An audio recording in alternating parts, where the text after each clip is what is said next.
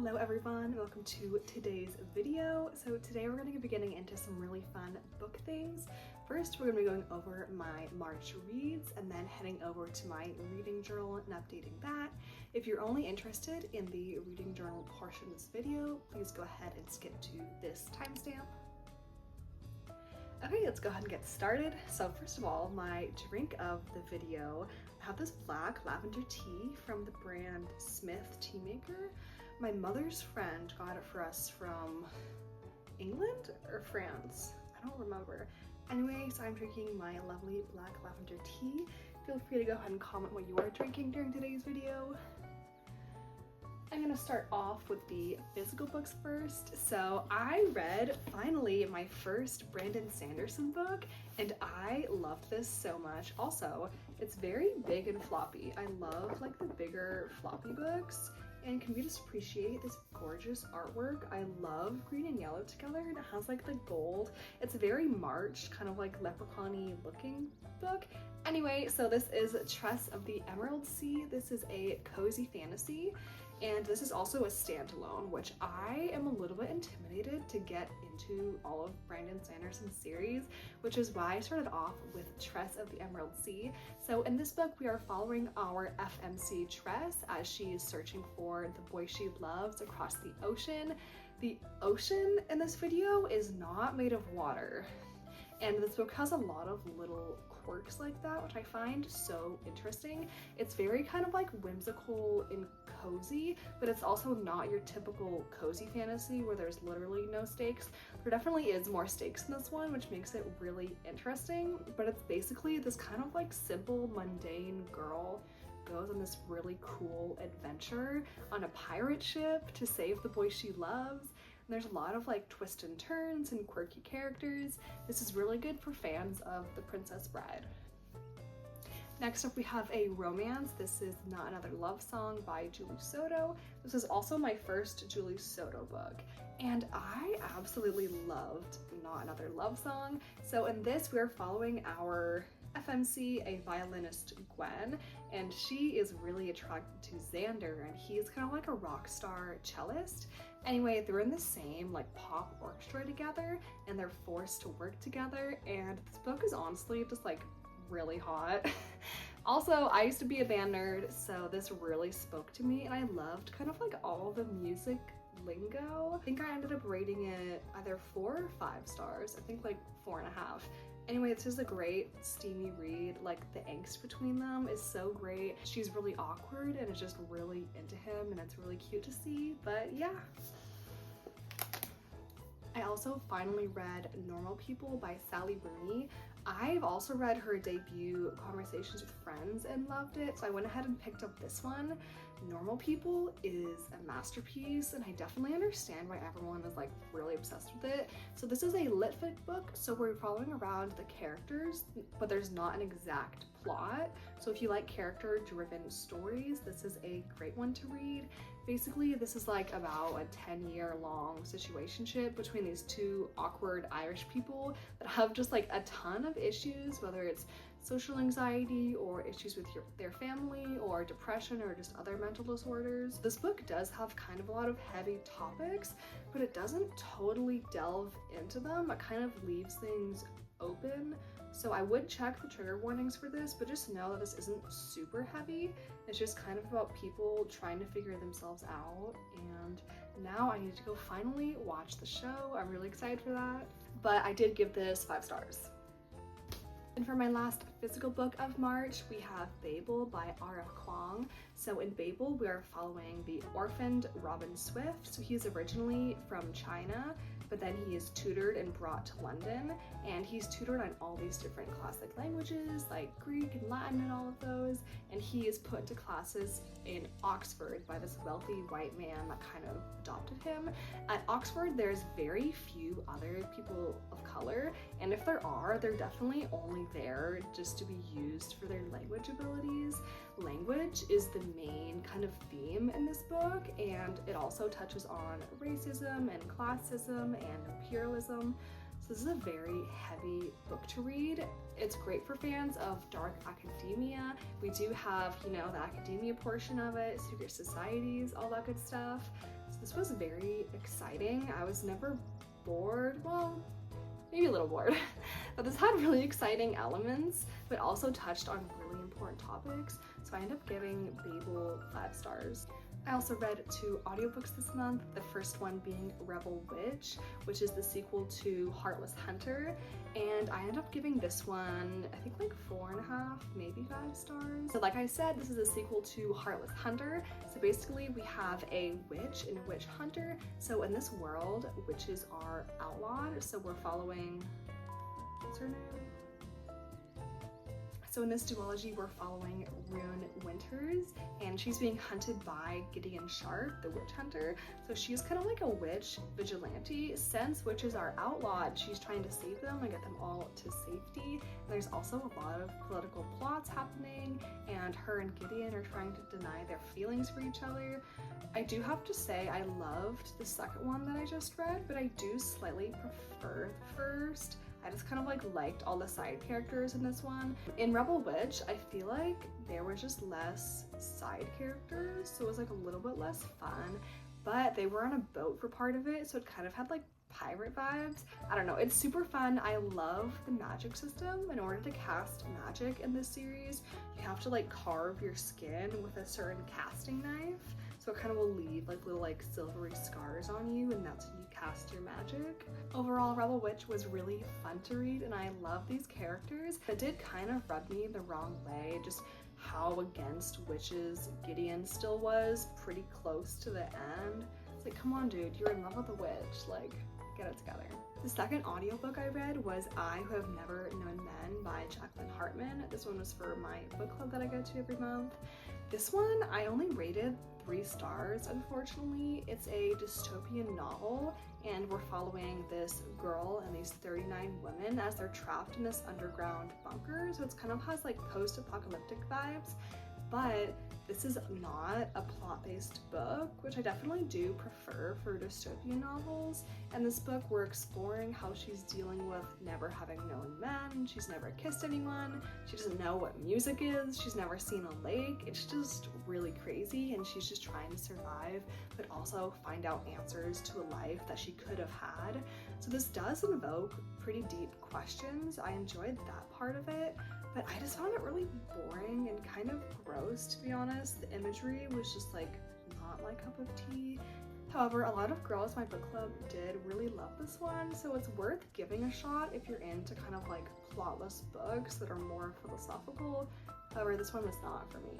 The next 2 books I read were the last 2 in the Once Upon a Broken Heart trilogy by Stephanie Garber. So we have The Ballad of Never After and A Curse for True Love. So I ended up giving the second one, A Ballad of Never After, 5 stars. This one was so perfectly paced, and our FMC and MMC are just so cute together. They're still denying their feelings. He's very like rough around the edges, but she believes in true love. Just the events in the book were very exciting, but also cute and whimsical. Yes, people are, you know, trying to kill her and curse her, but she's still having a great time and still believes in love. And the imagery in this book is so gorgeous. She's in this pink fluffy dresses, running through like the castle. It's just such a cute trilogy to pick up. Unfortunately, I did end up rating the last one, A Curse for True Love, slightly lower. I think I gave it like 3.5 stars. This one just didn't wrap up the trilogy that well, I didn't feel like. I think the author kind of changed the MMC Jax too much. He was just kind of like boring and didn't have like that fun spark he normally has. And their scenes together were pretty non-existent. It also has the trope of memory loss, which I don't really enjoy. And I don't think she got her memories back in like an exciting way. Also, the ending did feel a bit too rushed for me, so I don't know. I still love the trilogy and enjoyed reading the book, but I just think the other 2 books in this trilogy were a lot better. And second to last, we have A Sunrise on the Reaping by Suzanne Collins. Wow, I gave this one 5 stars. If you don't know anything about this book, this is Hamish's lore from the Hunger Games, so it's a second prequel to the Hunger Games trilogy. So Hamish is Katniss's advisor in the original trilogy, and Hamish has gone through a lot. There's so many connections to mostly Catching Fire and The Ballad of Songbirds and Snakes, and these connections just kind of like blew my mind. And I'm like rewatching all these scenes from the movies and stuff like that are kind of unexplained, but they get explained in this book. It is just crazy to me that Suzanne Collins planned out these little moments like a decade in advance. She's just such a genius, and this book was so heartbreaking but also so addicting. Like, I love this world so much, even though it's so horrible and like everyone dies and is tortured. But anyway, highly recommend if you enjoyed the Hunger Games trilogy. And lastly, we have Swordcatcher by Cassandra Clare, which is a reread for me. This one is a 5-star. I'm just rereading it because the sequel just came out. I actually just picked it up from the library. I'm so excited to read the sequel because Swordcatcher is just a very intricate high fantasy. I don't believe I've ever read anything quite like it before. So Swordcatcher is dual point of view. We're following Lynn. She's a healer girl who lives in kind of like the poor part of town. Her people are the only people in this realm that kind of have any sort of bit of magic, so they're very repressed, which is very sad to see. And then we're also following Kel, who is the prince's body double. So Kel is referred to as the Swordcatcher, hence the name of the book. So he kind of pretends to be the prince if there's important events or if there's an assassination rumor. So he's very close to the royal family, but he's also not fully accepted as one of them. So this is a very interesting dynamic. We also have different romance plots going on, but they are extremely minimal. I wouldn't read this book for the romance in any way. It's definitely for the plot. We have a couple different kind of like criminal masterminds in this city that's really cool to see. They're kind of pulling the strings, and the royal family is kind of falling apart. And there's so many different things at play that I don't even know how to describe what is happening. Basically, both main characters are kind of unraveling secrets about their world as they're continuing through the story, and people are trying to recruit them for different things. And there's different plots against the crown. This one is just so fun, and I'm so excited to finally read the sequel that I just had to do this reread of Swordcatcher. Anyway, those were the 10 books I read in March. I hope you got some good recommendations, and I will see you in the journaling portion of this video next. Hello again, and welcome to the journaling portion of today's video. I have a new beverage. I made myself a mango almond milk smoothie. Anyway, so for this part of the video, I'm going to be showing you how I update my reading journal monthly, also my April cover page and TBR page. So this is an example of what I do. This is my February page. So I did a little like gingham or checkered cutout that I think turned out so cute, a little calendar. And then if you go to the next page, I have my February TBR and then reading list of what I actually ended up reading. And I think this comes out so cute. So I'm really excited to show you what I'm doing this month for my theme and everything. But yeah, let's get into it. I start off by updating my bookshelf page, so I write the titles of all the books that I read, and then later I go back and color them in once the ink is dried. Then I go into my book tracking page and I mark how many different ways I read books. So I have audiobook, Kindle, and print book. Next, I mark how close I am to my reading goal. My reading goal this year is 85 books, so I go ahead and just put in all the numbers. Again, I'm coloring this later in the video because I need the ink to dry first. And now it's time to fill out my book bingo. So I DNF'd a book, I finished a series, I read a book with a one-word title, and I read a translated work. Moving on to 25 books to read in 2025. I actually read some of these. A lot of these books, to be honest, I have no interest in reading anymore, but I'm mostly getting through these.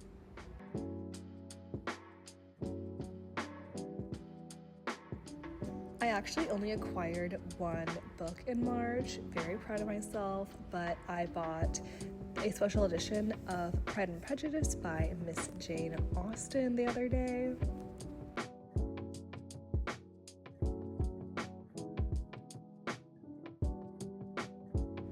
And then I have this little chart where I track which genres I read. So this month I read 2 lit fics, 2 romance, and 6 fantasies.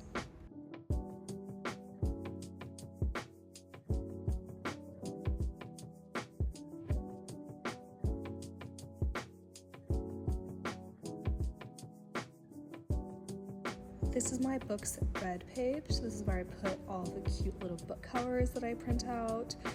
A lot of the times I forget to put the ratings, but I'm supposed to put the star ratings. As you can see, I only did it for my January books. Oops.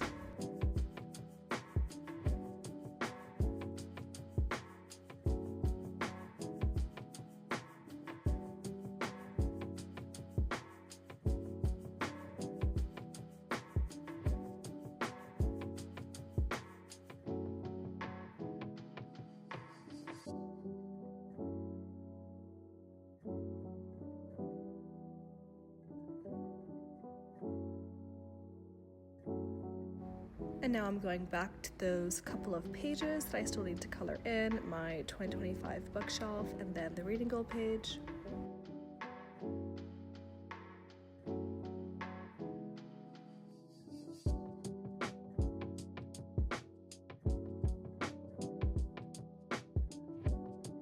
I have a little color key, so for each month there's a different color that I'm using to color in the reading goal squares. So at the end of the year it's going to be a cute little rainbow gradient thing. But anyway, that is all the pages that we needed to update, and now it's time to go ahead and move into the April cover page.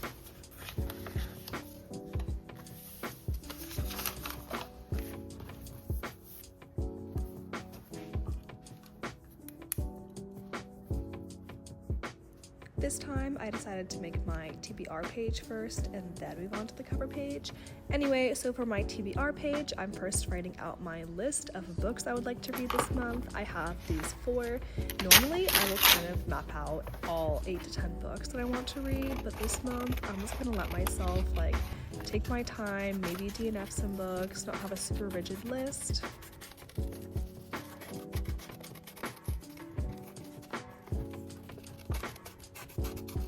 I've been loving this kind of slate blue color recently, so I decided to use it for my April pages. I pasted my little TBR list onto a piece of paper and then just went ahead and cut it out and then pasted that into my journal.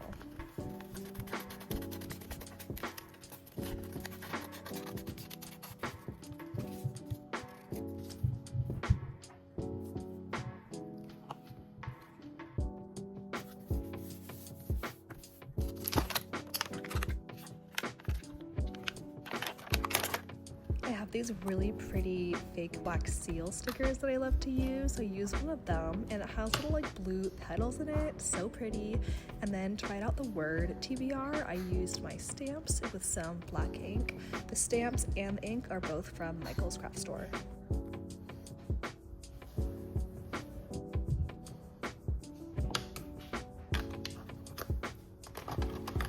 And now it's time to move on to the April cover page. So first, I kind of get all the elements that I think I would like on the page and try to lay them out in a way that I think looks pleasing. A lot of the times I don't stick with these exact elements and will switch the stickers out or whatever, but here I am just starting to glue some things down.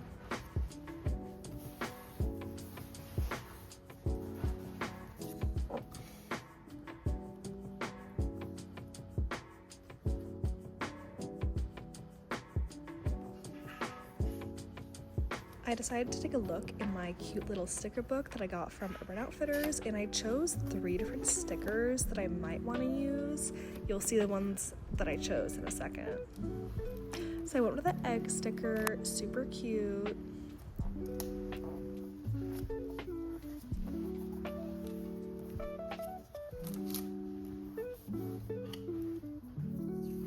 I love how black, white, and blue look together, so I went ahead and added my black and white washi tape.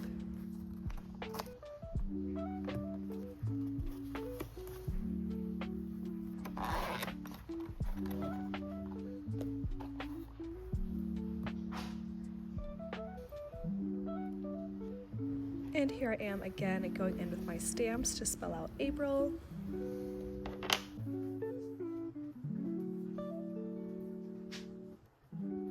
think the page needed a little bit more black accents, so I have this little flower stamp, so I also added this.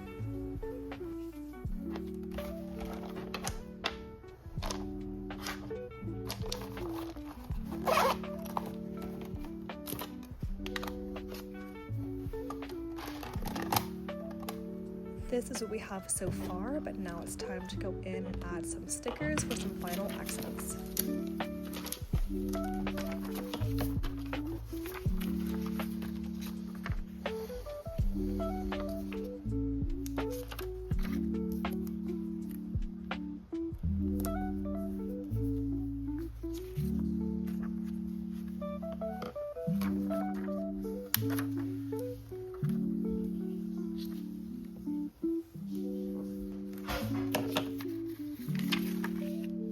I got these stickers recently at Michael's and I'm obsessed with them. They look like little dried flowers, so cute. But anyway, that is it for the page. I hope you love it as much as I do.